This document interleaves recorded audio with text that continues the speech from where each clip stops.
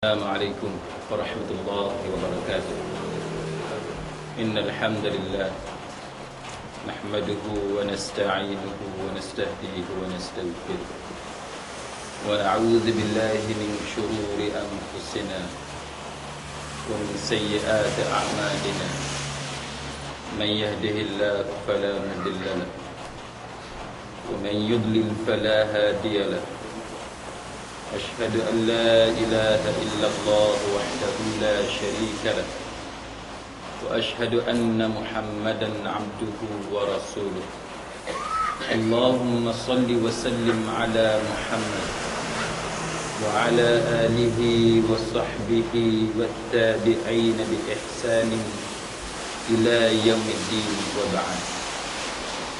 Rabbi syarah li sadri, wahai Tuhanku, lapangkanlah dadaku ini. Wa yassir li amri, dan permudahkanlah urusanku. Wahlul 'uqdatam min lisani, dan uraikanlah kekeluhan lidahku yafqahu qawli, supaya mereka memahami kata-kataku ini. Saudara-saudari muslimin muslimat, mudah-mudahan dirahmati dan diberkati oleh Allah Subhanahu wa taala. Pada malam ini saya akan bawakan ke dalam perbincangan kita berkenaan dengan isu yang berkaitan dengan ketaatan kepada pemerintah dalam keadaan kita mempunyai dalil-dalil yang pada zahirnya seperti bertentangan, tetapi ia dibahaskan oleh para ulama cara-cara untuk memahami dalil berkenaan. Dan untuk kita memahami sesuatu isu yang mempunyai dalil yang kelihatan seperti bertentangan, saya juga bawakan satu contoh yang disebut oleh Syekh Yusuf Al-Qaradawi dalam tulisan beliau yang bertajuk Kaifa Nata'amul Ma'as Sunnah, yang juga nampak seperti bertentangan. Tetapi apabila kita melihat cara memahami yang sebenarnya, maka kita akan dapati bahawa itulah pentingnya kita belajar memahami dalil-dalil daripada sunnah baginda dengan cara yang betul. Muslimin muslimat sekalian, sebagai mukaddimah pada malam ini, saya akan bawakan beberapa contoh yang diberikan oleh Syekh Muhammad Al-Ghazali dalam tulisan beliau yang bertajuk Laisa Minal Islam. Laisa Minal Islam maknanya ialah bukan dari ajaran Islam. Tulisan beliau ini adalah satu tulisan yang pada pandangan saya sangat menarik untuk kita teliti, kerana dia menceritakan berkenaan dengan kedudukan syariat Islam secara umumnya. Dia menceritakan tentang bid'ah dalam agama, bid'ah dalam akidah, dan juga beliau membawakan beberapa persoalan berkenaan dengan bid'ah dalam ibadah dan bid'ah dalam adat. Tetapi itu bukanlah tujuan kita pada malam ini.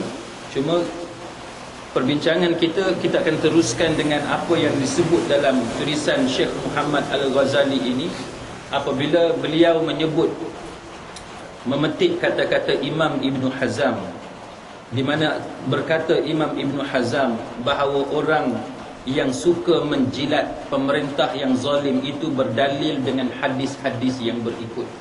Itu kata-kata yang disebut oleh Imam Ibn Hazm yang dipetik oleh Syekh Muhammad Al-Ghazali untuk menceritakan bagaimana dalil-dalil yang ada itu digunakan oleh pihak yang mengampu ataupun pihak yang membodek pemerintah yang zalim. Umpamanya yang pertama dipetik daripada hadis yang dirakamkan oleh Imam Muslim daripada Ummi Salamah. Qalu ya Rasulullah ala nuqatiluhum, qala la ma sallu. Iaitu bila sahabat bertanya kepada Rasulullah, wahai Rasulullah, tidakkah boleh kami membunuh sahaja mereka yang zalim itu, yakni pemerintah, pemimpin yang zalim itu. Maka baginda menjawab, tak boleh lah, kamu tak boleh bunuh. Ma sallu, selagi mana mereka itu masih lagi menunaikan solat.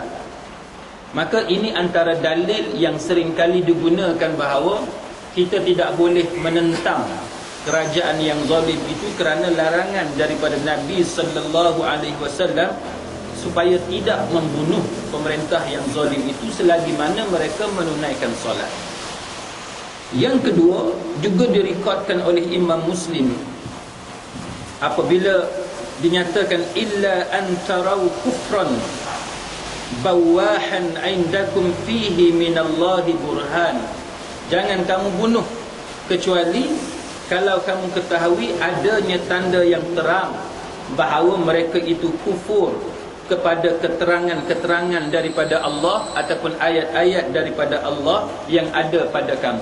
Mana tak boleh bunuh selagi mana kita tak nampak bukti yang jelas, yang terang bahawa mereka itu melakukan perbuatan yang kufur kepada Allah Subhanahu wa taala. Itu juga digunakan sebagai dalil bahawa tidak boleh menentang kerajaan yang zalim.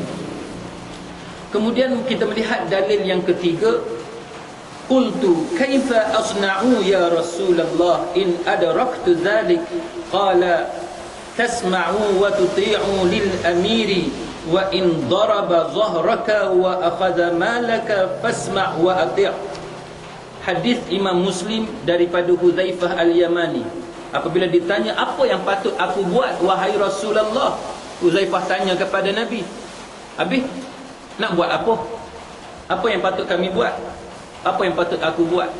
Maka jawab Nabi, dengar perintahnya dan patuhi perintahnya, sekalipun punggung kamu dipukul dan harta benda kamu dirampas, maka kamu harus dengar dan taat. Itu dalil yang ketiga. Nak buat apa? Dalam keadaan kita merasakan bahawa pemerintah itu zalim, maka hadis yang ketiga ni mengatakan bahawa kita kena dengar, kita wajib dengar dan wajib taat. Sekalipun dia kata harta kita itu dirampas dan punggung kita dipukul. Ini menjadi nas yang ketiga yang seringkali digunakan oleh pihak yang disebut oleh Imam Ibn Hazm sebagai golongan yang asyik menjilat pemerintah yang zalim. Yang keempat, fa in khashita an yabharaka syu'a'us sayfi fatrah thawbaka ala wajhika wa qul inni uridu an tabu'a bi ithmi wa ithmika fatakuna min ashabin nar. Yang ketiga ialah hadis yang disebut oleh Imam Abu Daud, Imam Ahmad dan lain-lain, dan disahihkan oleh Syekh Muhammad Nasiruddin Al-Albani, dan juga disebut sebagai mempunyai isnad yang sahih oleh Syekh Al-Arnaud, di mana maksudnya jikalau kamu takut dikalahkan oleh kilauan cahaya pedangnya, maknanya kalau takut kepada senjata daripada pemimpin yang zalim, pihak berkuasa yang zalim ini, maka tutuplah muka kamu dengan pakaian kamu dan katakan kepadanya bahawa engkau akan menanggung dosaku dan dosa engkau sendiri, dan engkau akan masuk ke dalam neraka. Maknanya kalau kita takut pada senjata dia, tak kira lah apa kan, belantan ke apa ke, takut, ambil baju tutup muka kita. Kita tak disuruh melawan, dan kita tak disuruh melawan, tapi kita kata dekat dia, kamu kena tanggung dosa aku dan dosa kamu, dan kau akan masuk dalam neraka. Tapi masalahnya ada ke di kalangan kita ni yang kata macam tu? Kan? Bila kita kata kalau kita kata fatakuna min ashabin nar, kalau kita kata macam tu, nanti orang kata kat kita balik, engkau Tuhan ke? Macam mana engkau tahu aku masuk neraka? Itu masalahnya pula, kan? Tapi hadis ni menunjukkan kepada kita bahawa Nabi sallallahu alaihi wasallam bagi tahu kalau dalam keadaan macam ni, maka kamu takut dekat senjata mereka, ambil baju, tutup muka, dah tak boleh nak buat apa. Dia nak buat apa dekat kamu, dia nak pukul dia ke, dia nak pancung ke, dia nak apa ke, terserahlah. Cuma kata dekat dia, engkau tanggung dosa aku dan engkau tanggung dosa engkau sendiri, tapi engkau masuk dalam neraka. Muslimin muslimat sekalian, kemudian dia kata, kun abdallahil maqtula wala takun abdallahil qatil. Jadilah kamu hamba Tuhan yang terbunuh dan jangan jadi pembunuh. Ini pun pelik juga, kan? Bunuh orang tak boleh, tapi kalau orang bunuh kita tak apa. Ini antara dalil yang seringkali digunakan oleh golongan yang suka mengampu kerajaan yang zalim yang disebut oleh Imam Ibn Hazm dan dipetik oleh Syekh Muhammad Al-Ghazali dalam karangan beliau Laisa Minal Islam. Kemudian tuan-tuan sekalian, dia kata lagi antaranya, watlu alaihim naba abna adam bil haqqi id qarraba qurbanan fatuqabbala min ahadihima wa lam yutaqabbal min al-akhar. Dia kata, dan bacakan kepada mereka cerita dua orang anak Adam yang sungguh-sungguh hal itu terjadi, iaitu apabila dua orang tersebut mengajukan korbannya kepada Allah, lantas yang satu diterima manakala yang satunya tidak diterima oleh Allah Subhanahu wa taala.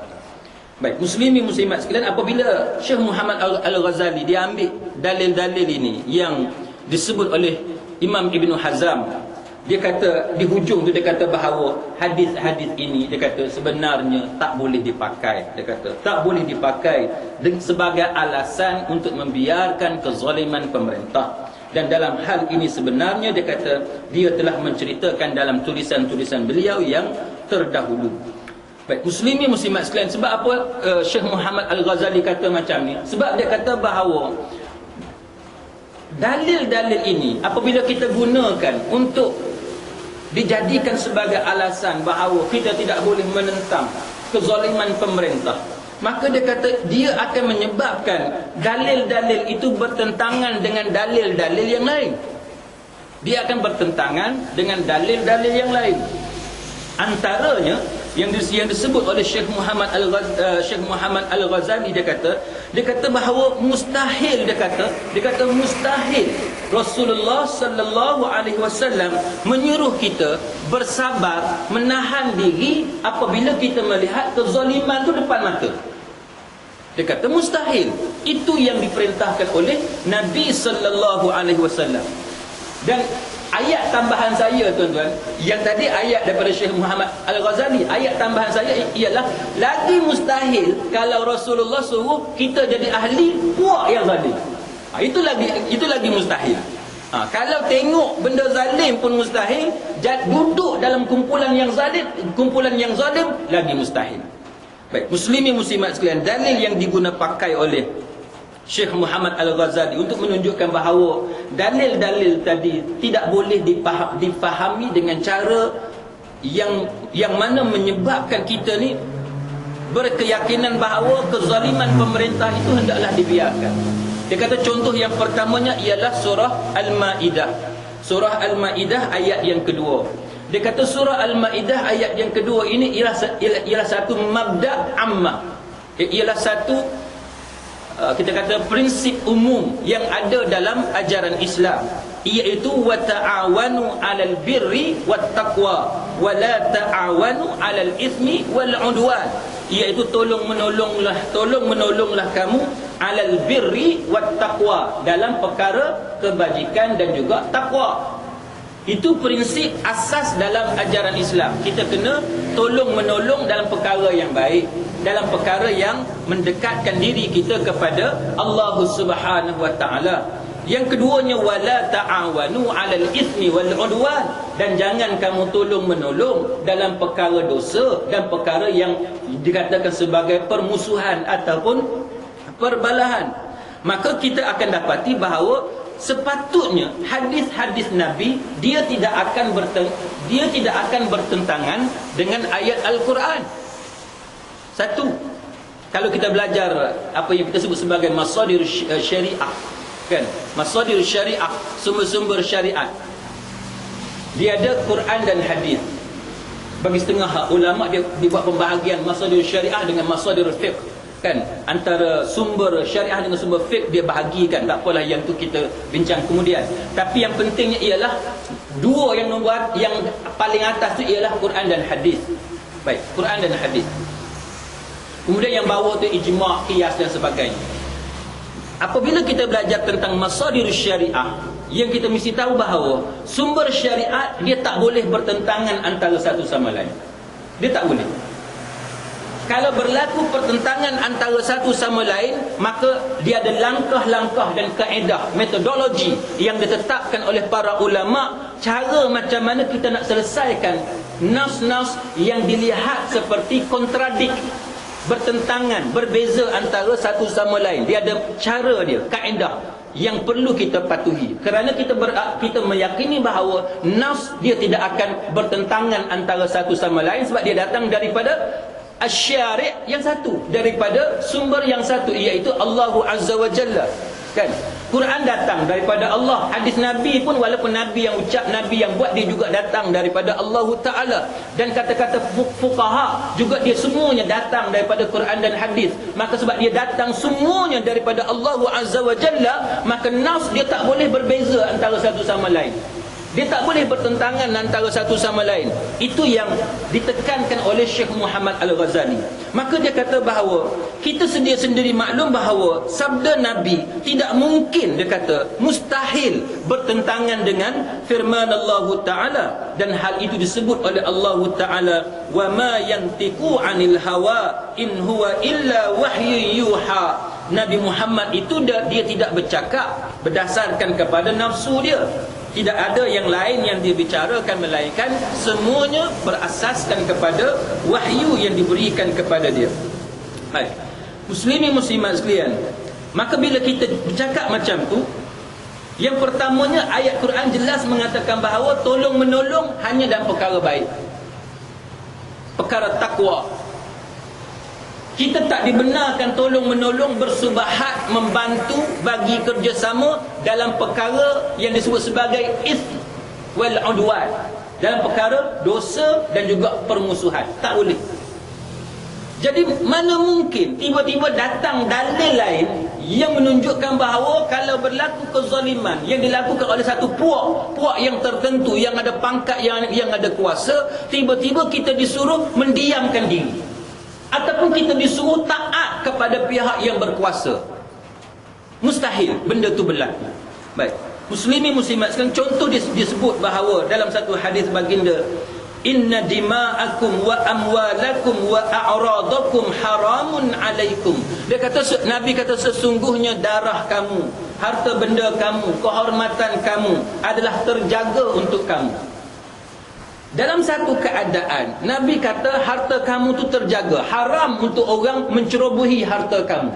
Dalam satu keadaan, Nabi kata darah kamu terjaga, terpelihara, haram bagi orang lain untuk menumpahkan darah kamu. Dalam satu keadaan, Nabi sebut bahawa kehormatan, maruah kamu adalah terjaga, haram bagi orang lain mencerobohi maruah kamu. Tiba-tiba, mana mungkin kalau ada orang cuba mendakwa bahawa ada hadis-hadis daripada Nabi menunjukkan bahawa kalau pemerintah mengambil nyawa kita, ataupun menumpahkan darah kita, ataupun mengambil harta benda kita, ataupun pukul belakang kita, tiba-tiba kita disuruh supaya tetap taat kepada pemerintah berkenaan. Mustahil. Benda itu mustahil berlaku. Baik, muslimin muslimat sekalian, maka sebab itu saya nak bawa kepada tuan-tuan sekalian satu contoh yang di luar daripada konteks ini, supaya kita tengok sekejap macam mana ada juga selain daripada isu ini dalam agama yang kalau kita tengok sekaligus, kalau kita tengok sekali lalu, sekali imbas, dia seolah-olah kontradik, dia seolah-olah bertentangan. Dan bukan sahaja orang Melayu yang tak faham bahasa Arab confused, tapi orang Arab sendiri, tuan-tuan sekalian, dia akan keliru kerana perkataan yang digunakan dalam hadis-hadis Nabi nampak seolah-olah membawa kepada satu makna, tapi sebenarnya dia tidak membawa kepada makna berkenaan apabila kita bawa dalil-dalil lain yang akan menunjukkan kepada kita bahawa itu bukan yang dimaksudkan oleh baginda Nabi sallallahu alaihi wasallam. Contoh tuan-tuan sekalian, dalam kaifa nata'amul ma'as sunnah, Syekh Yusuf Al-Qaradawi, dia ada sebut satu doa tuan-tuan sekalian. Satu doa yang sebagaimana yang diriwayatkan oleh Imam At-Tirmidzi daripada Anas radhiyallahu anhu, anna Rasulullah sallallahu alaihi wasallam qala, Allahumma ahyini miskinan wa amitni miskinan wahsyurni fi zumratil masakin yaumal qiyamah. Baik, muslimin muslimat sekalian, hadis ni kalau kita tengok ulasan oleh Syekh Yusuf Al-Qaradawi, kalau kita nak terjemah, bila dia sebut doa ni, Allahumma ahyini miskinan, kan, ya Allah ya Tuhanku, hidupkanlah aku sebagai seorang miskin, kan. Lepas tu apa dia? Wa amitni miskinan, dan matikanlah aku sebagai seorang yang miskin. Jadi macam mana dalam keadaan kita diajar supaya menentang kemiskinan, dalam keadaan kita diajar supaya mencari harta, dalam keadaan kita diajar supaya bagi zakat untuk tolong orang miskin, tiba-tiba datang pula satu hadis, satu nas dalam agama, seolah-olah Nabi ni memang dia ajar umat dia supaya hidup dalam keadaan miskin, dan supaya mati ni juga dalam keadaan miskin, dan bila dibangkitkan di padang mahsyar nanti, di hari kiamat nanti, dibangkitkan di kalangan orang-orang yang miskin. Ini satu contoh. Muslimin muslimat sekalian, saya pernah masa di England ada satu program yang dianjurkan oleh para pelajar. Saya ingatkan, hadis yang macam ni semua orang faham dah. Dalam kepala kita, hadis macam ni kita duk ingat, semua orang faham. Tapi rupa-rupanya anggapan kita sahaja, anggapan saya sahaja bahawa semua orang faham dengan makna yang sepatutnya. Tapi rupa-rupanya di luar sana ada juga orang yang tidak faham sebagaimana yang sepatutnya. Dia kata apa? Dia kata kekayaan ini, kalau dia kata kekayaan itu fitnah, tak apa lagi. Memang kekayaan itu fitnah, ujian kan? Itu tak apa, betul. Tapi dia kata kekayaan itu perkara yang dilarang dalam agama, malah kita disuruh oleh Nabi supaya hidup dalam keadaan miskin. Itu ustaz tu yang cakap. Saya pun kata, pasal apa ustaz ni cakap gitu? Saya terlintas, mungkin dia akan sebut doa ni. Betul, dia sebut doa ni. Bila disebut doa ni, saya masih berharap ulasan dia di hujung tu, dia akan cerita makna doa ini. Setelah perbincangan para fuqaha, apa makna doa ini? Rupa-rupanya dia memang berhenti setakat tu, dan dia kata bahawa itu menunjukkan bahawa kita ni hendaklah hidup sebagai seorang yang miskin. Letih tu. Itu letih. Sebab apa kita kata letih, tuan-tuan sekalian? Kerana itulah yang disebut oleh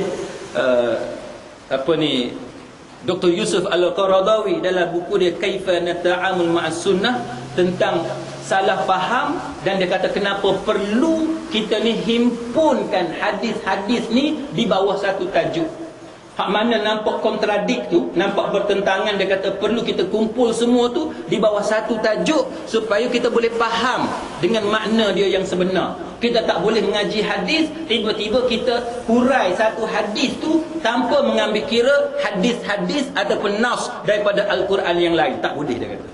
Baik, dalam tulisan Syekh Yusuf Al-Qaradawi, dia kata apa? Dia kata maka mereka faham miskin di sini ialah miskin harta benda dan mengharapkan bantuan orang lain. Tengok. Memang betul. Ada di kalangan orang Islam, bila dia jumpa nas yang macam ni ataupun doa yang macam ni, dia faham macam tu. Dia faham bahawa memang agama suruh kita hidup dalam keadaan miskin. Dan dia kata hal ini, dia kata menolak ataupun tidak sama sebagaimana doa Nabi yang lain, yang mana Nabi minta supaya dijauhkan daripada kefakiran. Kan? Apa dia? Contoh doa apa dia? Yang Nabi ajar dekat kita supaya minta dijauhkan daripada dugaan kemiskinan. Kalau tuan-tuan tak hafal juga doa ni, kata doa. Kan, doa ni semua orang kena hafal lah doa ni. Allahumma inni a'udzubika minal kufri wal faqr. Kan, minal kufri wal faqr. Kita minta dengan Allah Taala supaya Allah Taala menjauhkan kita daripada dua benda. Kan, doa tu. Yang pertama apa dia? Minal kufri, daripada kekufuran. Satu, minta jauh daripada kekufuran. Nombor dua, wal faqr, daripada kefakiran. Jadi kalau tuan fikir secara logik, macam mana dalam satu doa Nabi ajar kepada kita supaya minta dijauhkan daripada kefakiran, tiba-tiba datang satu doa hak lain pula, dia ajar kat kita supaya hidupkanlah aku sebagai orang miskin dan matikanlah aku sebagai orang miskin dan bangkit di hari akhirat kelak sebagai orang miskin. Itu yang kita kata bahawa pentingnya hadis-hadis Nabi ataupun nas-nas agama ni kita bincang elok-elok. Kita jangan duduk secara sembrono ambil dalil itu kita baca dekat orang ramai sebagai satu alasan, sebagai satu hujah untuk menyokong pendapat kita dalam perkara-perkara yang tertentu. Baik. Dia kata bahawa contohnya dalam nas yang lain Nabi pernah sebut innallaha yuhibbul 'abda al-ghina at-taqi al-khafi. Maknanya dia kata bahawa sesungguhnya bila Nabi bagi tahu kepada Sa'ad, Nabi kata sesungguhnya Allah Taala kasih kepada al-'abd, kepada hamba yang bersifat macam mana yang Allah Taala kasih. Yang Allah Taala kasih ni hamba ataupun insan, manusia yang bersifat macam mana? Nombor satu ada tiga Allah Ta'ala sebut. Yang pertamanya Nabi sebut Al-Ghani, yang kaya. Yang kaya. Yang Allah Ta'ala kasih ni hamba dia, nombor satunya yang kaya. Sebab apa? Tuan-tuan, kalau tuan-tuan tengok ayat-ayat jihad, cuba tuan-tuan tengok ayat jihad. Ayat jihad ni tuan-tuan, dua disuruh kita korban. Silih berganti. Ada ketikanya hak nombor satu tu duduk kat depan, ada ketikanya yang nombor dua tu duduk kat depan. Apa dia? Ada ketikanya Allah Ta'ala suruh kita berjihad, nombor satu dengan apa? Dengan nyawa dan harta benda. Dalam ayat yang lain, ketika yang lain Allah Ta'ala sebut dalam Quran, harta benda tu nombor satu, nyawa tu nombor dua. Kan? Sebab itu para mufassirun menekankan bahawa penting dua benda ni dan kepentingan antara dua benda ni dia boleh menandingi antara satu sama lain, dia bergantung kepada keadaan. Ada keadaan yang memerlukan kepada nyawa kita, jiwa raga, kan? Ada keadaan jihad dia tak begitu penting sangat kepada nyawa, kepada jiwa raga, tapi dia pentingkan kepada al-mal, kepada harta benda. Jadi bagaimana Islam akan dapat menerima sumbangan harta benda jikalau penganut dia, jikalau orang-orang yang beriman bukanlah di kalangan orang yang kaya? Sebab tu kita ni tuan-tuan tidak salah, malah bukan sahaja tidak salah, digalakkan kepada orang Islam mencari kekayaan, mengumpulkan kekayaan, membina empayar masing-masing dengan syaratnya, cara dia tadi adalah cara yang diizinkan oleh syarak. Jadi kalau orang tu dia kata tak apalah, kita hidup ala kadar, itu salah. Kan? Hidup ala kadar tak apalah, itu salah. Dia kena usaha setakat mana yang dia mampu. Kan? Setakat mana yang dia mampu. Itu nombor satu. Nombor dua, muslimin muslimat sekalian, yang disebut oleh Nabi kepada Sa'ad ini ialah, dia kata, nombor dua, at-taqi. Mana hamba yang bertakwa. Kan, hamba yang bertakwa, itu yang Allah Ta'ala kasih. Nombor satu, kekayaan tu ada pada dia. Nombor dua, ketakwaan tu ada dalam diri dia. Apa dia takwa? Imtithalu awamirillah wajtinabu nawahihi, iaitu menjunjung segala perintah Allah Ta'ala dan meninggalkan segala larangan dia. Itu yang dikatakan takwa. Nombor tiga lagi cantik. Kalau tiga-tiga ni ada dalam diri kita, sangat-sangat cantik. Apa dia? Iaitu al-khafi. Apa dia al-khafi? Iaitu dia tidak menonjolkan diri. Dia tidak menonjolkan diri. Maknanya dia humble, dia rendah diri, dia bercakap tak ada ego, dia tak ada nak angkat diri dia. Setengah orang dia nak tunjuk dialah segala-galanya, bercakap dengan besar diri, kan? Dialah, kalau dia tak ada, semua benda tak boleh jalan. Tapi Nabi kata nombor tiganya sifat yang bagus yang ada kepada hamba, seorang hamba yang akan dikasihi oleh Allah Ta'ala apabila dia ada sifat al-khafi, iaitu sifat tidak menonjolkan diri dia. Jadi muslimin muslimat sekalian, tiga sifat ni menunjukkan kepada kita yang nombor satu tadi ialah yang kaya.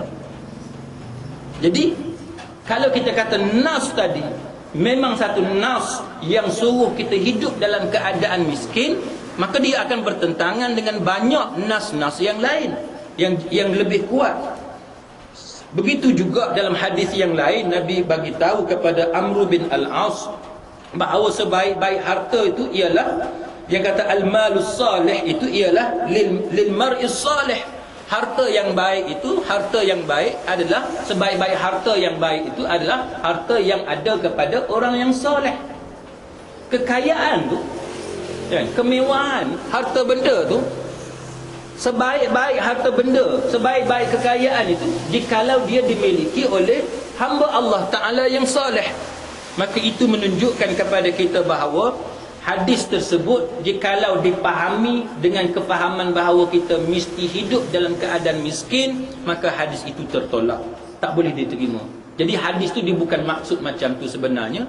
Kefahaman macam tu adalah salah kerana dia bertentangan dengan banyak nas yang lain yang kuat, yang sabit, yang maksur daripada Nabi sallallahu alaihi wasallam.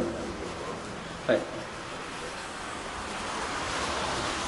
Dan banyaklah dalil-dalil yang lain yang saya tidak akan teruskan, tetapi itu antara contoh saudara-saudari muslimin muslimat sekalian bahawa bila kita mendengar nas yang diberikan oleh tokoh-tokoh tertentu dalam negara kita berkenaan dengan jikalau berlakunya kezaliman di dalam negara, maka kita lah taat, kita tak boleh melawan, kita tak boleh keluar berdemonstrasi, melahirkan, meluahkan perasaan kita dan sebagainya, kerana kononnya ada nas-nas yang banyak yang menunjukkan bahawa perintah daripada Nabi supaya kita dengar, kita taat, tidak melawan.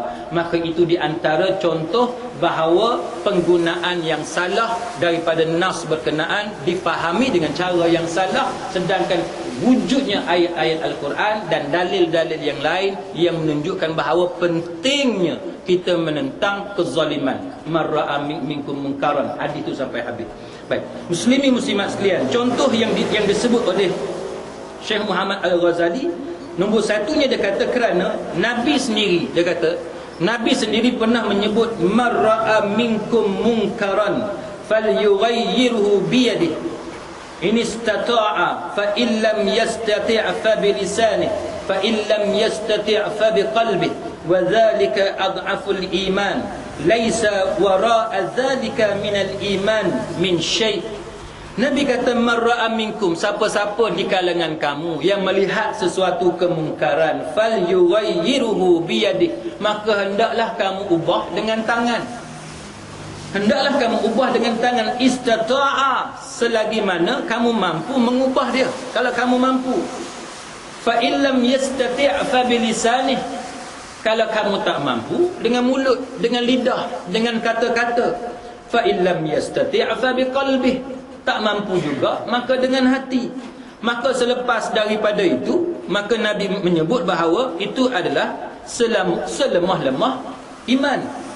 Dia kata itu adalah selemah-lemah iman. Wa dzalika adhaful iman, itu iman yang paling lemah. Lepas tu Nabi kata laisa wara'a dzalika minal iman min syai'. Lepas tu tak ada dah iman. Lepas tu tak ada dah iman. Muslimin muslimat sekalian, dia tiga perkara yang kita kena ingat. Nombor satu dengan tangan. Itu yang paling utama, kita kena ubah. Kan? Benda tu berlaku depan mata kita. Anak kita buat maksiat, kita kena ubah dengan tangan. Sebab tu anak kita berkuasa, kan? Tuan fikir cara logik lah. Kita tak lebay, kita duk mengaji sunnah, duk mengaji tafsir, duk mengaji agama. Tiba-tiba bila time anak kita nak bertunang, kan? Baru bertunang, duduk sekali dah, duduk bersanding sekali, duduk pegang apa semua. Jadi kita ni dekat mana? Kita ni, kita siapa dia? Kita ayah, kan? Kita ayah. Takkan kita dengan anak kita kata, oh, ustaz saya tak mampu ustaz. Takkan kita nak jawab kita tak mampu. Mana kita mampu, kita sebagai bapa, maka kita hendaklah ubah dengan tangan. Ini tak boleh, engkau tak boleh buat macam ni. Ataupun kita dah tahu dah benda tu boleh berlaku, awal-awal kita bagi briefing dekat anak kita. Esok majlis pertunangan ni kamu jangan nak buat benda-benda yang memalukan keluarga. Kita bagi tahu awal-awal syarat kita macam mana.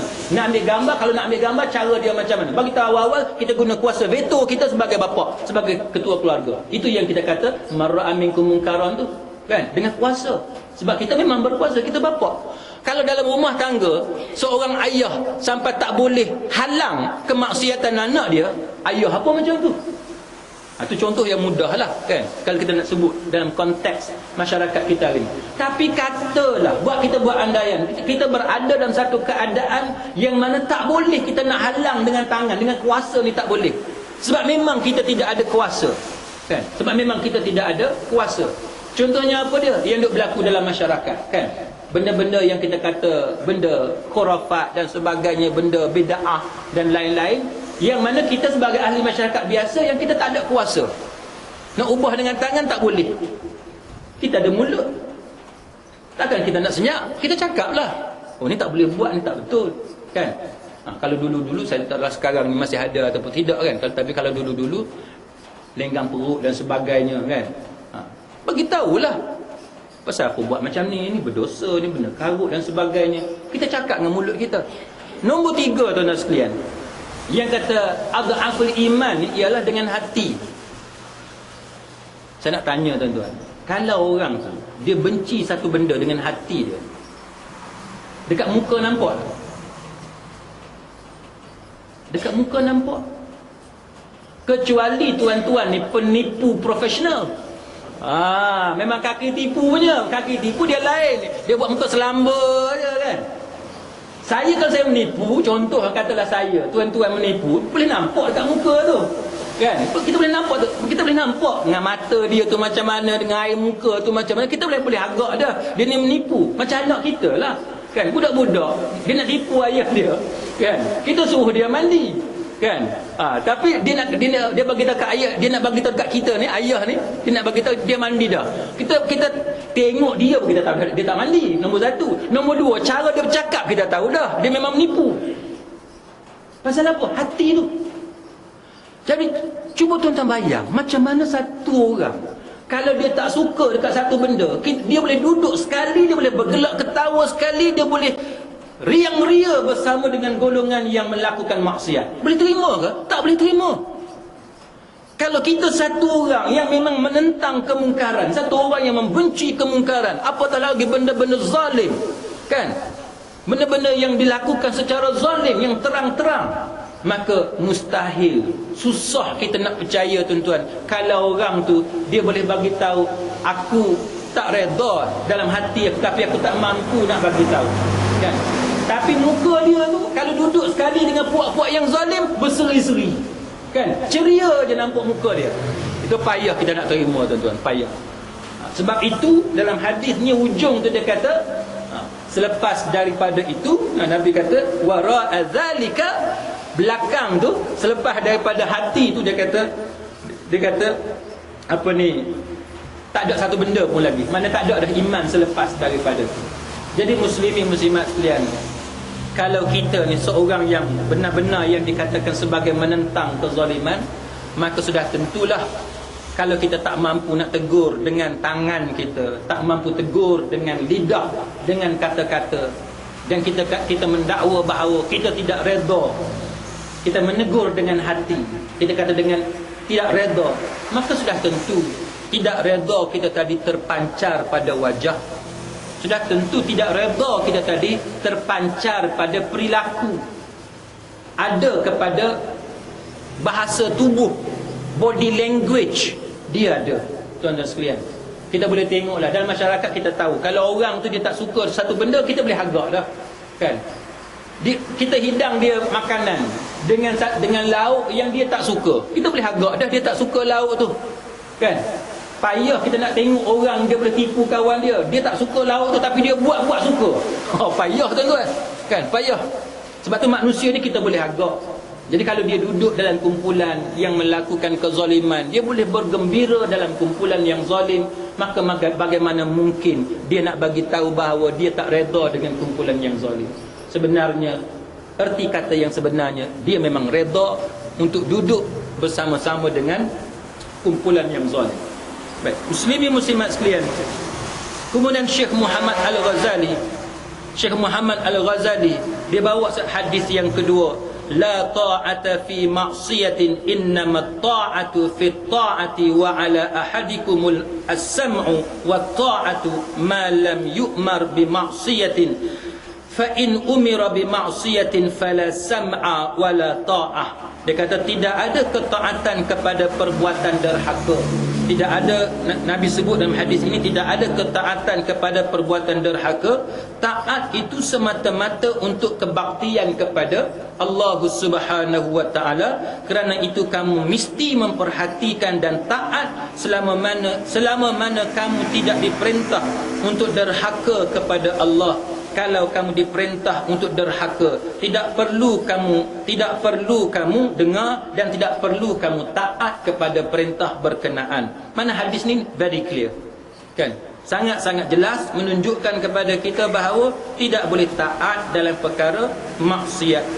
Begitu juga muslimin muslimat sekalian, dalam hadis yang lain Nabi sebut man qutila duna malihi fahuwa syahid wal maqtulu duna dinihi syahid wal maqtulu duna mazlimatin syahid. Sesiapa yang mati kerana membela hartanya, mempertahankan harta benda dia, maka dia mati sebagai seorang yang syahid. Dan kalau dia mati kerana membela agamanya, dia mati sebagai seorang yang syahid. Dan sesiapa yang mati kerana dia dizalimi, maka dia mati sebagai seorang yang syahid. Jadi banyak tuan-tuan dalil-dalil yang menunjukkan kepada kita bahawa kita mempertahankan, menentang kezaliman itu, mempertahankan agama kita, mempertahankan harta kita, dia adalah satu perbuatan yang memang disuruh oleh agama. Jadi bagaimana mungkin tiba-tiba datang dalil lain kata kalau kerajaan tu dia zalim, dia ambil harta benda kamu kena biar. Jadi itu yang diulas oleh Syekh Muhammad Al-Ghazali. Dia kata hadis itu mesti difahami dalam konteks yang betul. Konteks yang macam mana? Konteks yang macam mana? Harta benda kamu kena rampas, kamu wajib taat kepada dia. Nak faham macam mana? Kamu dipukul belakang kamu, tapi kamu wajib taat kepada dia. Kita nak faham macam mana? Macam mana kita nak harmonikan dalil ni, yang mana bagi setengah orang dia nampak itu adalah bertentangan. Maka Syekh Muhammad Al-Ghazali kata perintah untuk taat itu menunjukkan bahawa pemerintah itu adil. Kalau pemerintah itu zalim, mustahil Nabi perintahkan kepada umat dia supaya taat kepada pemerintah. Jadi bila Nabi suruh taat kepada pemerintah, maknanya pemerintah itu adil. Contoh macam mana? Ambil harta tapi wajib taat, kena pukul di belakang tapi wajib taat. Maka Syekh Muhammad Al-Ghazali kata contohnya, dia dipukul di belakang. Pasal apa dia dipukul di belakang? Kerana pelaksanaan hukuman. Kerana pelaksanaan hukuman, kan? Kita buat salah, maka kita dikenakan hukuman rotan. Contohnya, apa kesalahan kita? Contohnya kerana minum khamar, na'udzubillah, kan? Kesalahan minuman keras, maka hukuman dia 40 kali rotan. Zaman Umar Al-Khattab 80 kali rotan. Maka kerana dipukul di belakang atas kesalahan melakukan jenayah, maka wajib bagi rakyat tadi tetap taat kepada kerajaan itu. Kerana kerajaan itu adil, dia menegakkan hukum Allah Subhanahu wa taala. Jadi kalau kita faham macam tu, barulah kefahaman itu dia selari, dia inline, dia tidak bertentangan dengan nas-nas yang lain. Samalah juga macam mana kalau harta kamu dirampas, kan? Kalau harta kamu dirampas, macam mana kita disuruh taat, sedangkan harta kita, sedangkan dalam dalil-dalil yang lain menunjukkan bahawa, contohnya yang kita baca tadi, inna dima'akum wa amwalakum wa a'radakum haramun alaikum, benda tu terpelihara. Tiba-tiba kerajaan ambil harta benda kita, kita disuruh taat kepada kerajaan yang ambil harta benda kita secara zalim? Mustahil. Maka Syekh Muhammad Al-Ghazali kata cara memahami nas itu dengan cara yang betulnya ialah kerajaan mengambil harta tadi dengan hak. dengan cara yang betul. Dengan cara yang betul.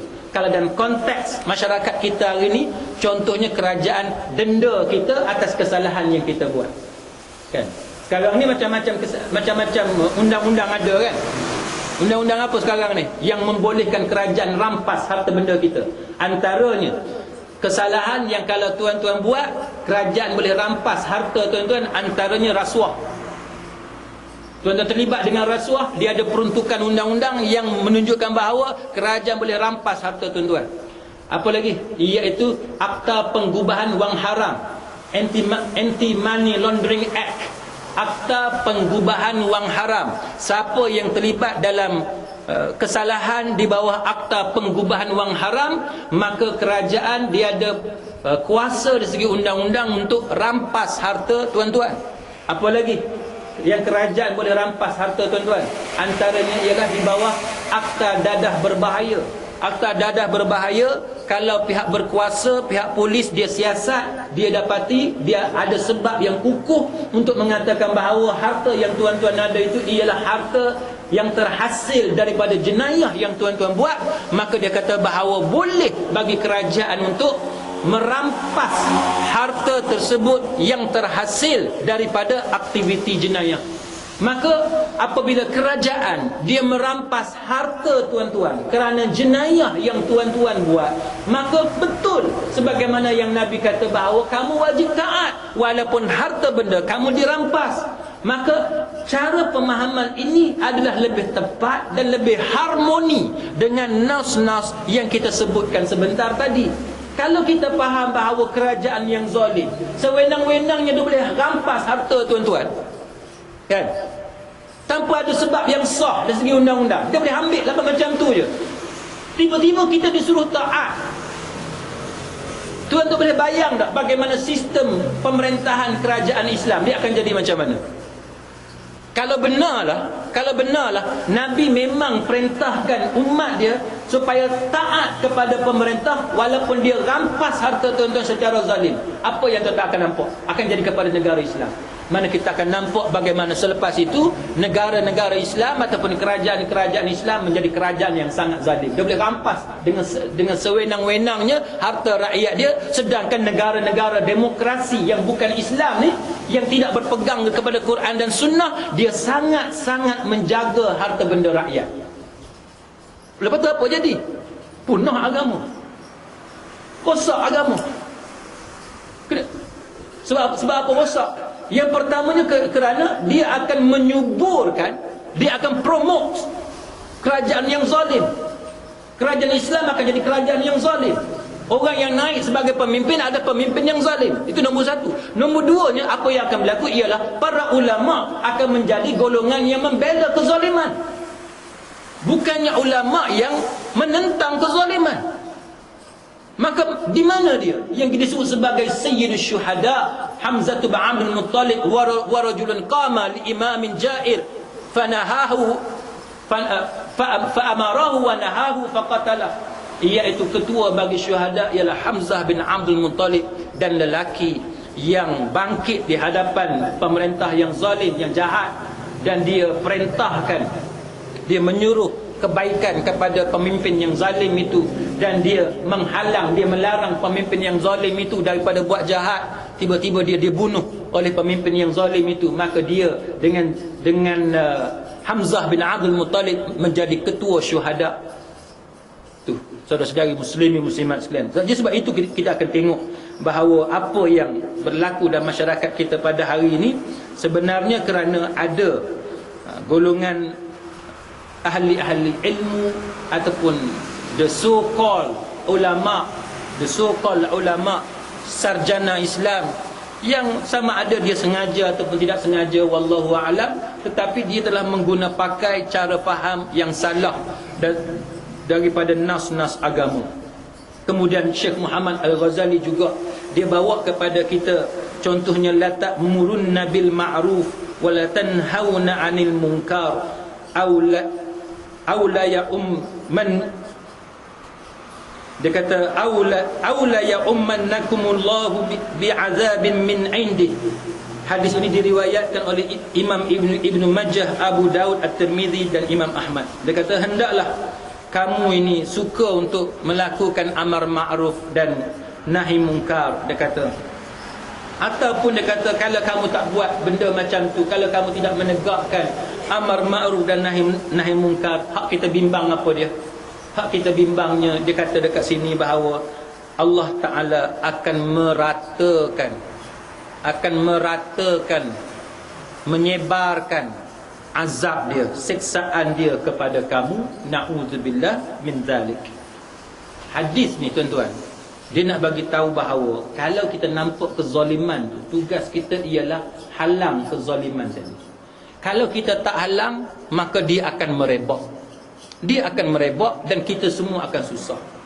Hari ni muslimin muslimat sekalian, bila kita tengok statement yang keluar daripada seorang mufti yang tuan-tuan tahu siapa dia. Ada orang kata kat saya, ustaz, mungkin mufti tu dia tak cakap macam tu, tapi surat khabar yang spin, kan? Surat khabar dia nak lariskan jualan akhbar dia, maka dia sensasikan, dia buang bahagian-bahagian tertentu, dia highlight benda-benda yang tertentu, menyebabkan berita tu jadi bertukar lah, kan? Berita tu dah jadi lain. Muslimin muslimat sekalian, sebab tu kita kata bahawa ulama yang bertanggungjawab, dia kena cerdik, dia kena bijaksana. Maksudnya macam ni, katalah yang dia cakapnya lain, tiba-tiba akhbar letak muka depan lagu lain.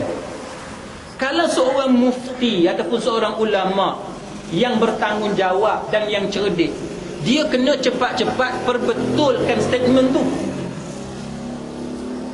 Dunia kita sekarang ni tuan-tuan, akhbar banyak.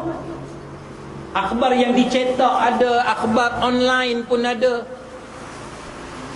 Kalau orang macam dia tuan-tuan hubungi mana-mana akhbar, tak kiralah akhbar yang dicetak ataupun akhbar online, saya percaya bahawa mesti ada mana-mana akhbar yang berebut untuk siarkan statement dia, memperbetulkan balik apa yang dikeluarkan oleh berita harian tersebut. Katalah berita harian tak mau perbetulkan statement tadi, takkanlah Malaysia Kini tak mau, takkanlah Malaysian Insider tak mau. Tapi masalahnya pula tuan-tuan, kadang-kadang setengah orang kalau dia tengok Malaysia Kini, dia anggap macam hadis maudhu'. Payah dia anggap ni hadis maudhu'. Payah dah ada macam tu. Bagi saya lebih suka kita bersikap adil. Kita bersikap adil. Katalah satu akhbar dia tidak in favor, dia tidak sokong kita. Contoh, atas sebab-sebab tertentu akhbar tadi dia tak sokong kita. Dia mungkin ada agenda dia sendiri, dia tak sokong kita. Dunia hari ni tuan-tuan, akhbar tu banyak pilihan. Kita kontak je mana-mana akhbar, shoot je, email je, ataupun fax je mana-mana akhbar. Akhbar akan hubungi kita. Itu pengalaman saya tuan-tuan jadi peguam. Akhbar akan hubungi kita sebab mereka nak kepada berita. Kadang-kadang mereka hubungi kita, ada kes-kes tertentu dan sebagainya, untuk mereka buat sebagai berita. Sebab mereka dibebankan dengan tanggungjawab untuk memperbanyakkan bahan berita. Mereka nak kepada berita. Jadi sebab tu bagi saya tuan-tuan sekalian, antara dua ni, mufti dengan surat khabar ni, salah seorang mesti salah. Siapa dia? Wallahu a'lam. Sebab mufti tu sampai malam ni senyap lagi kan? Sampai malam ni senyap lagi. Tadi pun sebelum saya datang, duk buka juga internet, kok lah ada keluar last minute punya berita. Masih tidak ada. Satu benda yang bagi saya tak tahu tuan-tuan macam mana, tapi bagi saya tak boleh terima. Bagi saya tak boleh terima. Macam mana seorang mufti, kalau kita percaya dia seorang mufti yang bertanggungjawab, dia mesti keluarkan segera statement dia, memperbetulkan keadaan. Sebab apa tuan-tuan? Menghalalkan darah ni satu perkara yang sangat-sangat serius. Sangat-sangat serius. Yang kita peliknya tuan-tuan, berita harian tak kena tindakan pun. Tapi the hit kena, the hit tahu. Ni 2-3 orang je tahu ni. The hit kena. Berita harian tak kena, sedangkan berita yang dia bawa tadi sangat-sangat bahaya. Menghalalkan darah ni tuan-tuan, satu benda yang sangat bahaya. Dia boleh merosakkan ataupun dia boleh menimbulkan ketegangan yang sangat serius dalam negara kita. Baik, muslimin muslimat sekalian, saya tak mau ulas panjang tentang hal itu.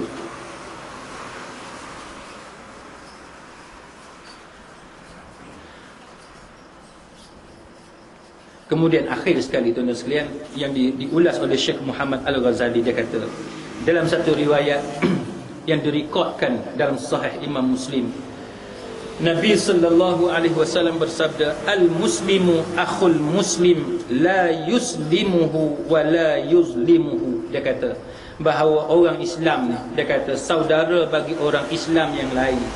Dia tidak boleh menyerahkan saudaranya kepada musuhnya dan tidak boleh menganiayainya. Yang ni berat tuan-tuan, kalau saya nak ulas ini berat. Al-muslimu akhul muslim. Orang Islam ni saudara bagi orang Islam yang lain. La yuslimuhu. Kita tak boleh serah dia kepada musuh. Wa la yuzlimuhu, dan kita tak boleh menzalimi dia. Yang kita duk buat sekarang apa dia? Bagi tuan-tuan yang dah lupa lah, kalau tuan-tuan masih ingat, satu masa dulu dia ada senarai wanted, senarai orang yang dikendaki oleh kerajaan Thailand yang dianggap sebagai pengganas, sebagai pejuang pemisah kan. Dia ada senarai dia yang disyaki berada di sekitar semenanjung Malaysia. Tuan-tuan tahu, kerajaan kita yang tangkap. Kerajaan kita yang tangkap. Dia tu orang Islam. Dia tu orang Islam. Dan tuan-tuan pun tahu bahawa orang Islam di Thailand dalam keadaan menderita kerana dizalimi.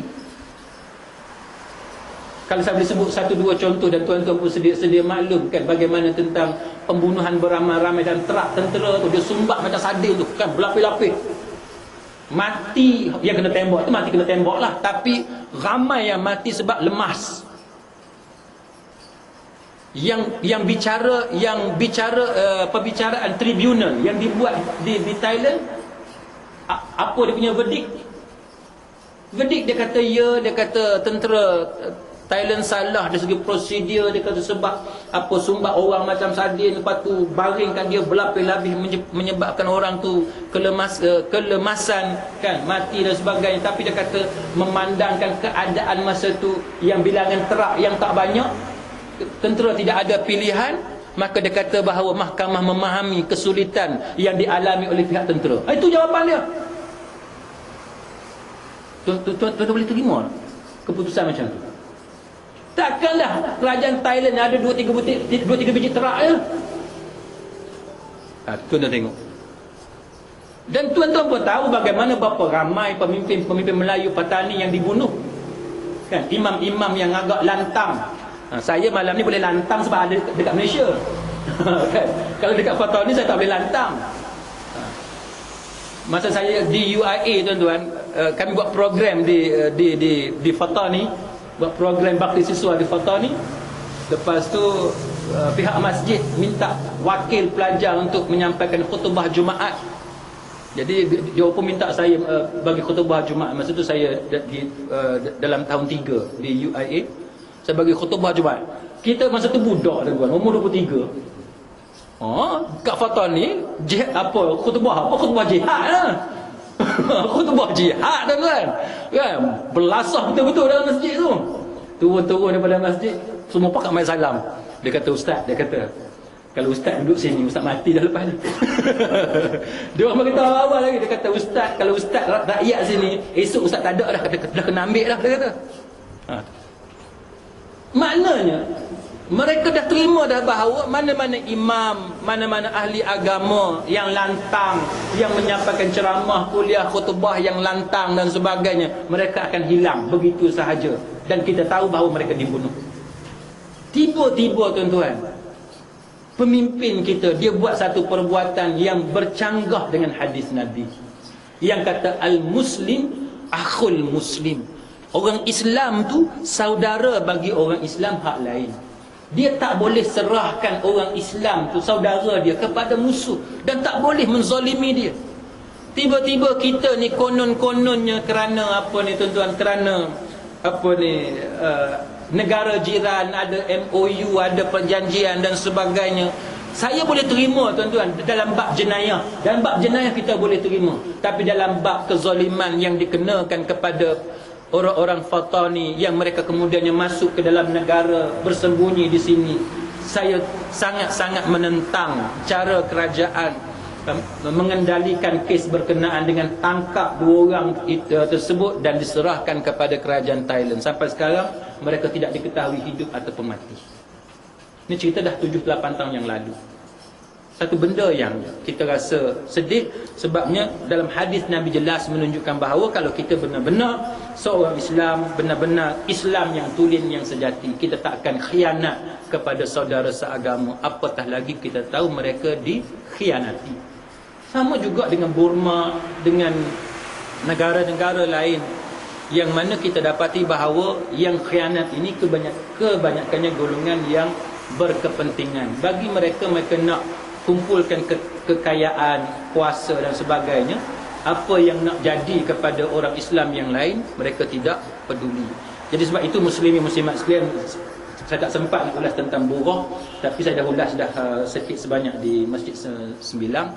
Tapi secara ringkasnya, saudara-saudari muslimin muslimat sekalian, bila kita sebut tentang halal darah ni, menghalalkan darah, tuan-tuan sekalian, dia last sekali tuan-tuan, kalau belah betul sekalipun darah tersebut halal, kalau betul sekalipun darah tersebut halal, dia mestilah perbuatan yang kita panggil sebagai buruh.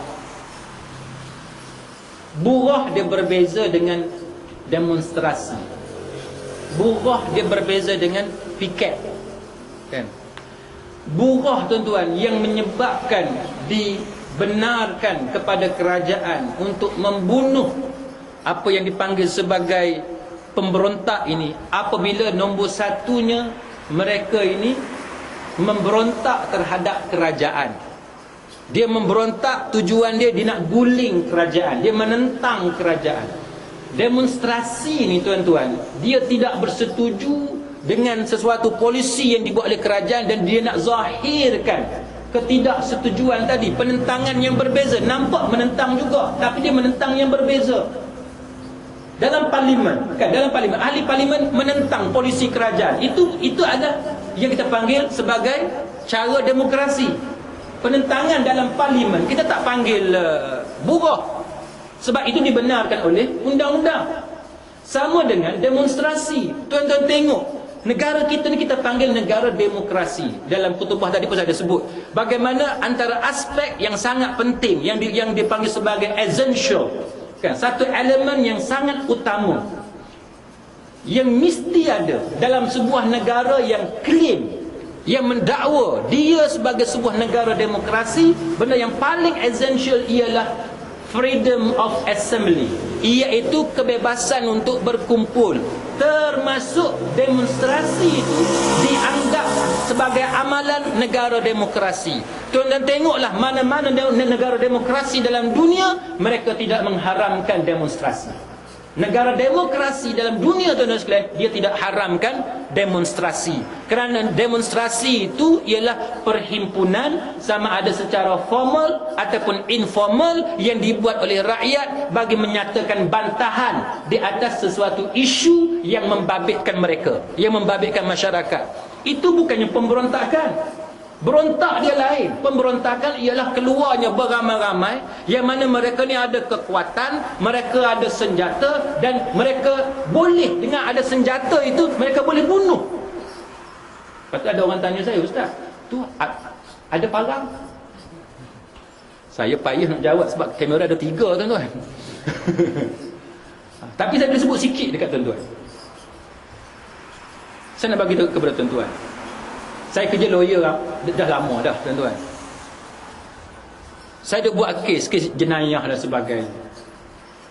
Bila saya cakap ni tuan-tuan, tuan-tuan jangan salah faham. Saya bukan bermaksud polis ni semua jahat dah.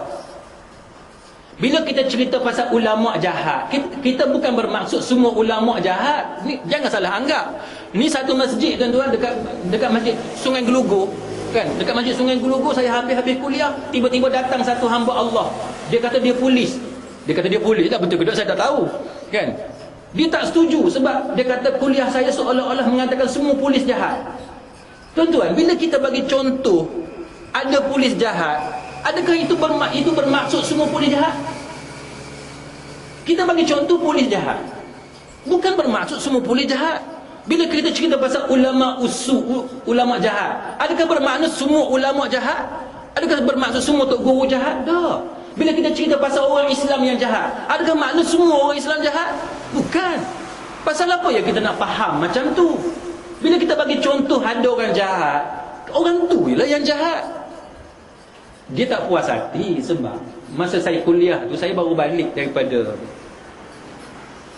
belah Borneo lah. Di belah Borneo, pelajar universiti jemput saya bagi kuliah. Jadi pelajar universiti ni tuan-tuan, dia komplain. Dia kata bahawa pegawai-pegawai hal ehwal pelajar universiti, sebahagian daripada mereka ni tidak jujur. Tidak jujur. Tidak jujur macam mana? Katalah contoh, universiti bagi duit untuk persatuan pelajar 6,000 untuk buat program. Yang pegawai universiti yang in charge bagian duit ni, dia release duit 4,000 je. Hak lagi 2,000 dia sapu kat dia. Rupa-rupanya perangai lagu ni bukan dekat kampung je ada. Dekat universiti pun ada juga main sapu lagu ni.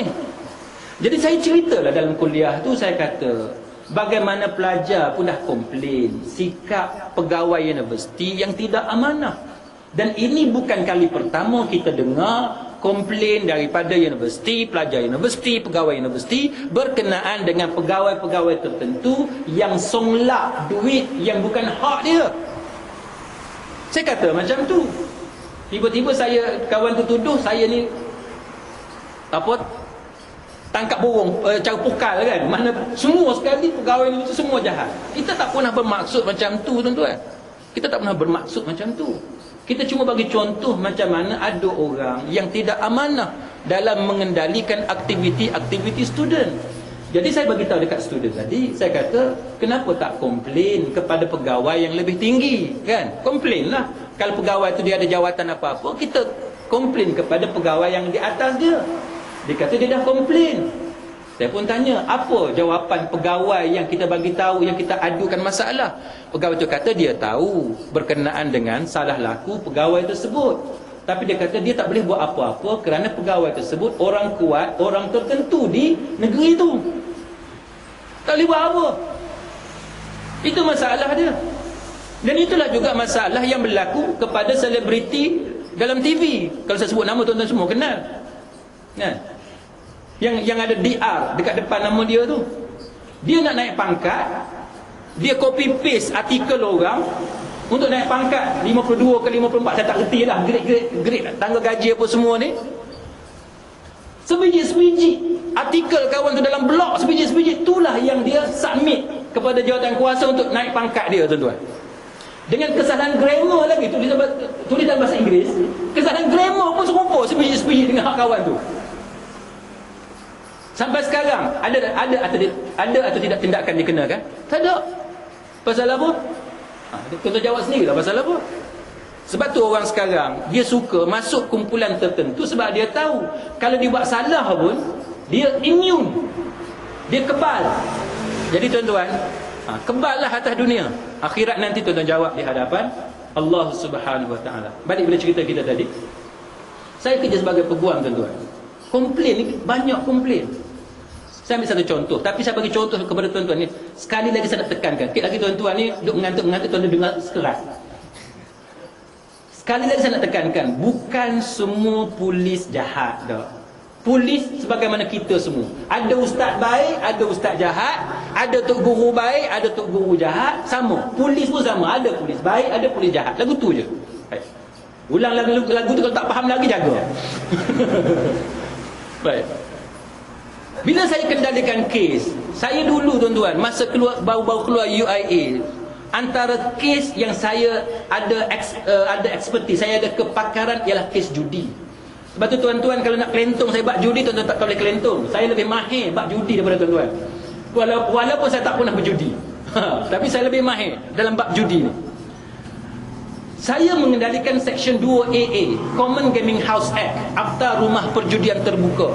Cina-Cina yang kena tangkap, yang polis tangkap judi tu, Cina itulah yang datang jumpa saya untuk kendalikan kes dia tu macam mana. Baik, apa yang biasa berlaku tuan-tuan? Cina yang judi ni, yang menganjurkan Section 2AA ni, bunyi dia tolong menolong menjalankan judi ekor haram. Kan? Tolong menolong menjalankan judi ekor haram. Memang saya hafal ayat tu. Sebab setiap kali pergi mahkamah, jurubahasa mahkamah baca charge sheet, baca kertas pertuduhan, ayat tu yang dia baca. Kamu didakwa di bawah Section 2AA Akta Rumah Perjudian Terbuka kerana tolong menolong menjalankan judi ekor haram. Saya mula dengar ada juga judi ekor halal. Judi ekor haram, mana ada yang halal lah. Bukan, maksud dia judi ekor haram ni judi ekor yang tidak berlesen. Itu maksud dia. Baik. Jadi bila polis tangkap, bila polis buat serbuan tuan-tuan, Cina-Cina yang sindiket ni, Cina sindiket ni yang buat judi ni, yang apa jual selip-selip judi ni, dia ada duit banyak kan. Orang pakat beli selip judi dengan dia, maka dia simpan duit banyak. Dia simpan kat mana? Safe box lah, peti besi. Kan? Dia simpan dalam peti besi. Bila dia simpan dalam peti besi ni pun bahaya juga. Tuan-tuan baca berita yang duta Palestin ke Perak, kan? Peti besi 20 tahun tak pernah dibuka, dia buka meletup, mati dia. Tak payah, itu cerita lain.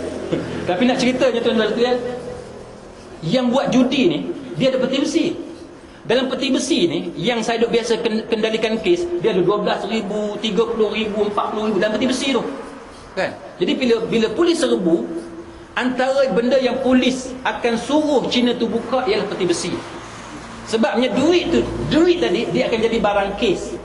Duit akan jadi barang kes. Sebagai bukti Cina tu memang dia buat kerja judi ekor haram. Dia rampas slip judi, dia rampas laptop, komputer apa semua, dia rampas termasuk duit yang ada dalam peti besi. Baik. Duit dalam peti besi ada berapa? Katalah contoh 30,000. Dia tulis dalam form, dia panggil senarai bongkar. Dalam senarai bongkar tu dia tulis duit yang dijumpai dalam peti besi 12,000. Cina ni bising lah. Dia nak jumpa saya, dia kata mana boleh itu, polis jahat. Dia kata ambil duit saya. Saya kata macam mana polis ambil duit kamu? Dia kata duit saya ada 30,000 dalam peti besi. Betul? Dia kata itu tengok dalam list bongkar, dia tulis 12,000 saja. Mana lagi 18,000? Tuan-tuan, kalau tuan-tuan jadi saya, tuan-tuan nak percaya dekat polis ke nak percaya dekat Cina? Kalau tuan-tuan jadi saya lah, tuan-tuan nak percaya kat siapa? Kat polis lah kan? Kat polis lah. Saya macam tuan-tuan juga percaya kat polis. Tapi tuan-tuan, kena sekali dua, percaya kat polis lah kan? Setiap kali kena serbu, setiap kali itulah cerita duk keluar. Duit dalam tu 50,000. Keluar 5,000 je dalam search list. Hak lagi 45,000 pergi mana? Kena dekat 5-6 kali, agak-agak tuan-tuan lah. Saya nak percaya kat siapa pula? Saya duk buat kes judi ni tuan-tuan bertahun-tahun. Bukan 4-5 kes yang duk datang kepada saya, yang bukan sekali dua. Cina ni duk marah, duduk petikai pasal search list tadi, bukan sekali dua. Sebab itu tuan-tuan, saya minta maaf saya sebut. Ini juga sebagai tazkirah. Kalau ada polis tengok rakaman ni kan, sebagai peringatan juga kepada pihak polis, termasuk saya, termasuk tuan-tuan, kita semua akan mati. Kena ingat yang tu je. Kita semua akan mati. Jangan duk berbanggalah boleh masuk bahagian trafik, boleh masuk bahagian D7, D9, boleh masuk bahagian kongsi gelap, bahagian jenayah berat. Kita boleh kaya raya dalam jabatan tertentu, dalam bahagian tertentu boleh kaya raya. Jangan ingat lagu tu. Sebab kaya raya macam tu, ini peringatan untuk kita semua, termasuk saya sendiri. Kekayaan macam tu adalah kekayaan secara haram. Kekayaan macam tu semua tu akan disoal oleh Allah Ta'ala. Kita ni sering kali berdoa kepada Allah, ya Allah, masukkanlah aku di kalangan orang yang dimasukkan ke dalam syurga tanpa hisap. Itu doa kita, kan? Antara doa kita, kan? Tuan-tuan tak pernah doa macam tu? Kita bukan sahaja minta dengan Allah masuk syurga. Kita bukan sahaja minta dengan Allah masuk syurga Firdaus hak paling tinggi. Malah kita minta dengan Allah Ta'ala masuk syurga tanpa hisap. Itu yang kita minta. Selain daripada tak mau masuk neraka, tak mau azab kubur dan sebagainya, kita minta masuk syurga tanpa hisap. Kalau masuk syurga dengan hisap pun mujur dah, tuan-tuan. Tapi yang kita nak masuk syurga tanpa hisap. Cuba tuan-tuan bayang, tiba-tiba kita ni duk makan duit haram. Kereta yang kita bawa hasil duit haram. Rumah yang kita beli, TV yang kita tonton, sofa yang kita duduk, katil yang kita beli daripada hasil haram. Agak-agaklah orang tu tak kena hisap. Bukan setakat tak kena hisap, hak takutnya api neraka, na'udzubillah, minta lindung daripada Allah Ta'ala. Jadi muslimin muslimat sekalian, moga-moga, saya minta maaf saya terlebih masa. Memang selalu terlebih masa pun. Saya minta maaf. Jadi apa yang kita kongsi pada malam ini, mudah-mudahan sedikit sebanyak tuan-tuan adalah manfaatnya di sisi Allah Ta'ala. Yang mana yang silapnya salah itu saya mohon teguran daripada tuan-tuan sekalian. Subhanakallahumma wa bihamdik, asyhadu an la ilaha illa anta, astaghfiruka wa atubu ilaik. Wabillahi taufiq wal hidayah. Wassalamu alaikum warahmatullahi wabarakatuh.